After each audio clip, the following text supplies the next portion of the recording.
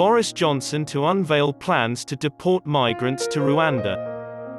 A secretive arrangement costing millions to the African country will reportedly see Boris Johnson disclose intentions to deport migrants to Rwanda for processing.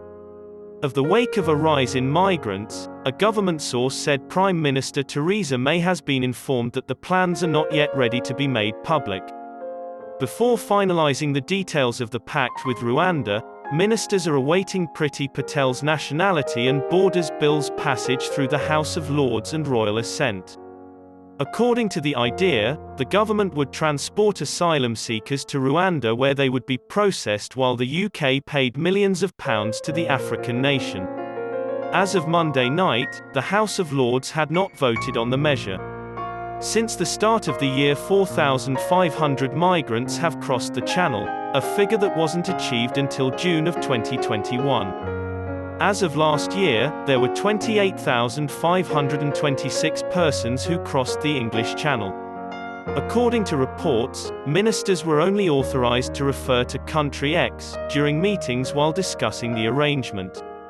As in Ghana and Albania, similar proposals to offshore migrants have fallen through. Tory MP David Davis has proposed an amendment to the bill, which has been greeted with opposition in the Commons as well as the House of Lords. On Monday, the unelected House of Lords savaged the bill, despite the House of Commons reinstalling the controversial measures that were earlier rejected by the upper house.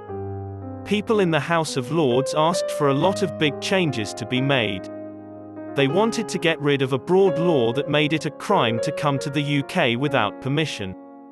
They also wanted to make sure that if asylum claims were to be made offshore, both houses of Parliament had to agree, and they wanted a cost breakdown.